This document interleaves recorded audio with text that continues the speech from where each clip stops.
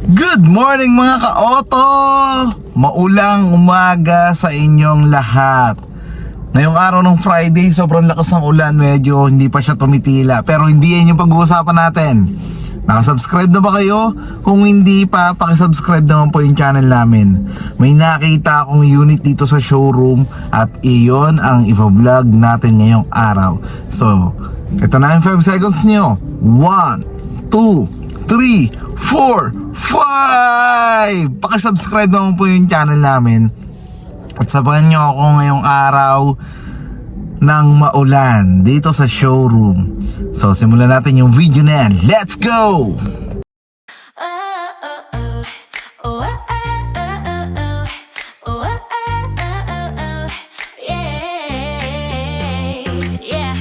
Pasok ka na sa aray ko, Team Angeles, tara let's go. Brand new car, swak sa'yo, smooth ang biyahe parang tayo. Kung hanap mo ay comfort at style, dito sigurado ka with every mile. May vlog pa kami, check mo online, lahat transparent, walang rewind. Team Angeles vlog, yeah we got that car. Brand new wheels para sa'yo, superstar. At kung trip mo ay van, meron kaming renta. Sama ka na, hatid ka namin kompleto ang kwenta. Para sa pamilyang masaya, sakto tong biyahe. Caravan, basta safe at presko lagi. With Team Angeles, you know the vibe. Sakay na babe, let's take a ride. Caravan, ikaw ang pipili. Basta kasama ka, panalo lagi. R&B ang daloy ng gabi. Test drive mo na baby, come with me. Hatid namin ay quality sa bawat aking ngiti.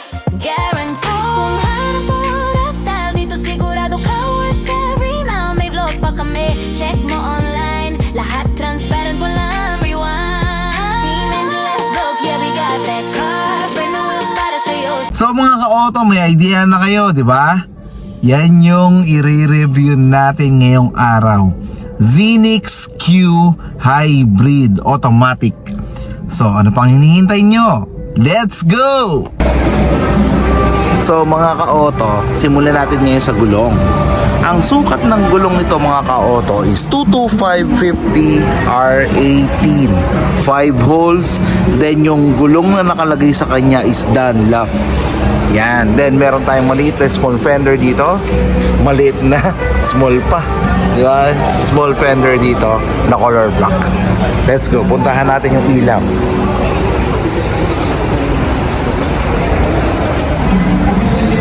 Yan, yung ilaw natin mga ka-auto is LED na. Yung fog light natin, LED na. At yung DRL natin mga ka-auto is LED na. Yan. Meron tayong dalawang sensor sa harap at isang camera para sa 360 camera. Ganda ng mukha, no? Ganda ng mukha ng Zenix natin. So tara, pasukin natin mga ka-auto yung makina. So let's go. So dito na tayo mga ka-auto sa engine bay ng Toyota Innova Zenix 2.0 yung makina nito mga ka-auto na hybrid. 4-cylinder inline, 16 valve, DOHC, chain drive with dual VVTi. Kaya sobrang tipid nun mga ka-auto. Hybrid na dual VVTi pa, di ba? Yung eksaktong displacement nito mga ka-auto is 1,987cc na may maximum output na 152 PS at 6,000 RPM. Yung maximum torque nito is 188 Nm at 4,400 to 5,200 RPM. CVT, and ang fuel capacity nito or yung fuel tank capacity nito is 52 liters. Yan. So tara, pasukin naman natin at alamin natin yung brakes at suspension na nilagay dito sa Toyota Zenix Hybrid. Let's go! So mga ka-auto, ang front brakes na nilagay dito sa rear brakes ay disc type pareho. Yan. Then yung front suspension is Mach Person Strut. Yung likod naman ay torsion beam. Torsion beam suspension.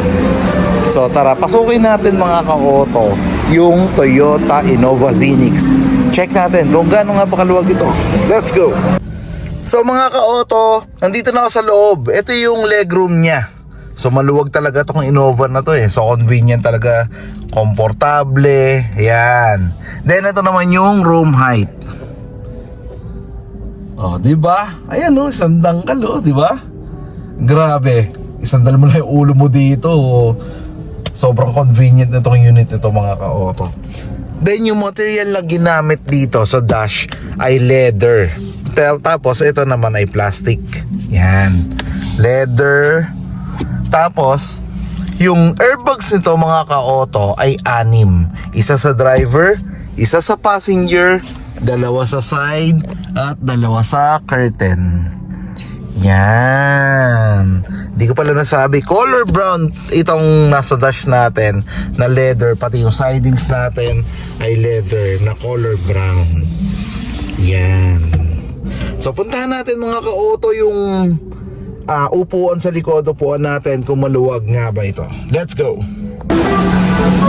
So tara.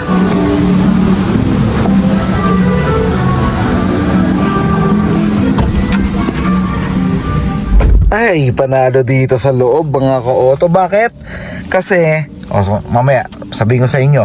Pero ito muna yung legroom mo. Dito pa lang, panalo ka na. Isang dangkal mahigit yung legroom. Ayan oh. Isang dangkal, tas meron pang ganito. Diba? Dito pa lang, panalo ka na. Tapos, yung room height, ito.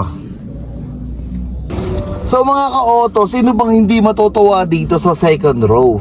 Tingnan nyo mga ka-auto ha. May captain seat ka na, may ottoman ka pa. Tingnan natin. Yung sinasabi kong ottoman.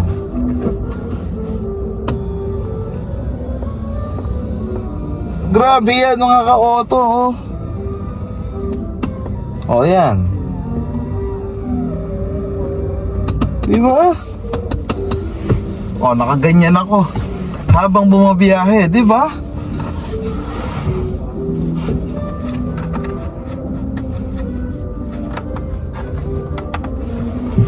Oh, balik natin. See?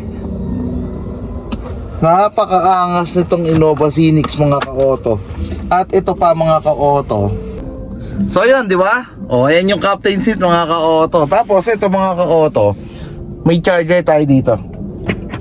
Yung wireless charger natin dito sa gitna. Yan. Kung magte-charge kayo, tapos lagayan pa ng water bottle dito. Yan oh. Yung wireless charger natin mga ka-auto, gumagana to sa mga sa mga device na applicable sa wireless charger. So puntahan naman natin yung likod mga ka-auto, yung third row. Let's go! So yun mga ka-auto, nandito tayo sa likod ng Innova Zenix. Ito yung legroom oh. Grabe yun. Tapos may lagayan dito ng water bottle. Ito.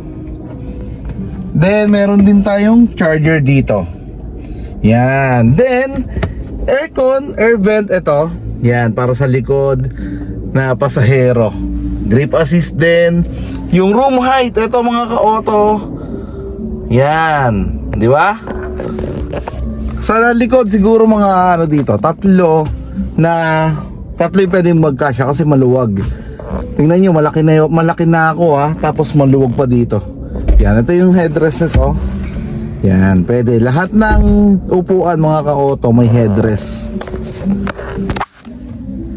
Di ba? Panalo talaga ang Innova Zenix mga ka-auto. Ang luwag ng legroom mo. Puntahan naman natin mga ka-auto yung likod. Check natin kung ano ba yung pwede natin makita sa likod. Let's go! So dito tayo sa likod mga ka-auto. Shark fin antenna, integrated spoiler with high mount stop lamp. Yan, badge ng Innova Zenix. Tapos 2 sensor at isang backup camera. Yung badge din ng Q at HEV. Yan. Check check natin yung loob.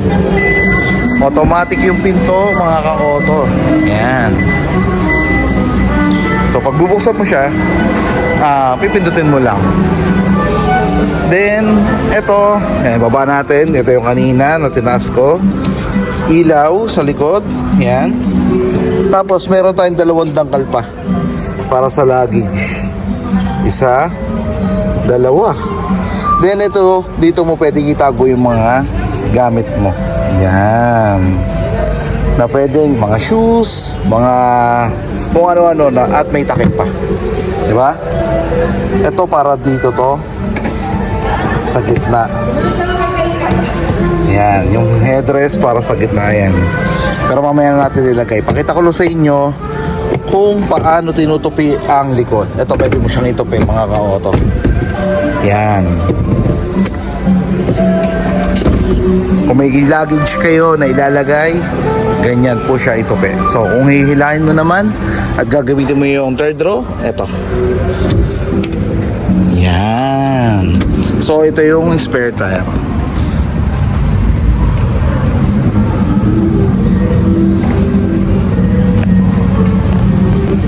So, ayan, di ba? Spare tire natin. Ito. So, kung ibababa naman natin, mga ka-auto, ito yung pipindutin nyo. Yan. Pero pwede nyo repeatin yan. Yan, no? O, piniit ko kasi depende sa height na baba. O, ganun ulit. Baba ulit. Natin ulit. Yan.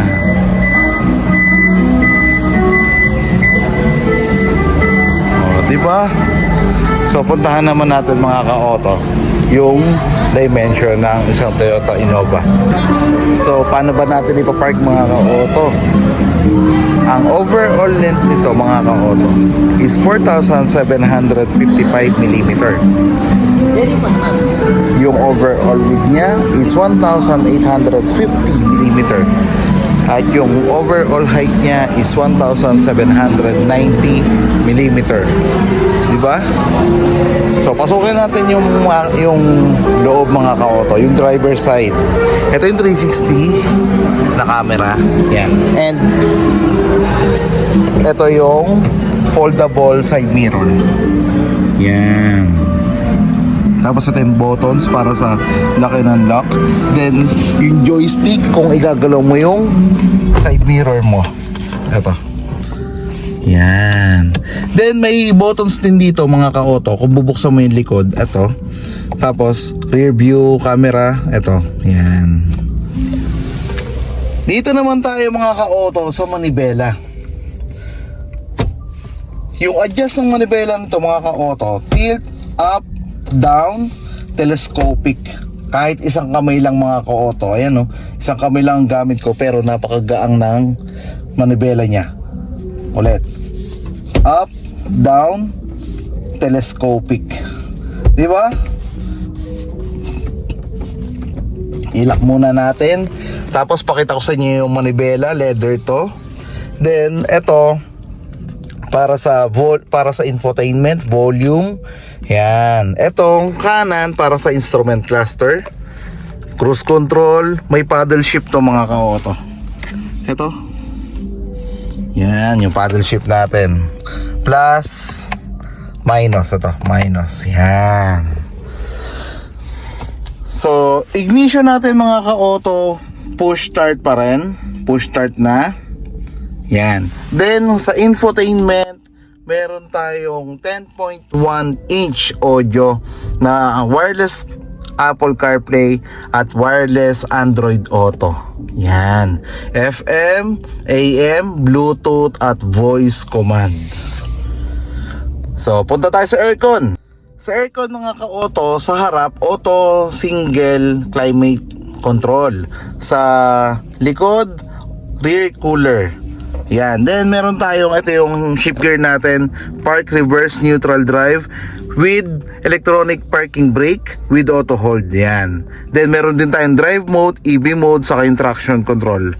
Dalawang lagayan ng bottle holder. Ito, cup holder, Type C at USB charger. Center console na malaki. Ito. Yan. Glove box. Ito.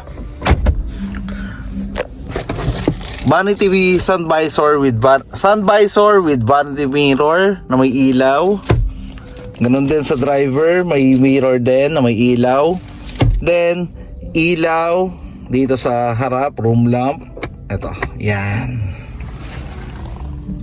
Ganda, di ba?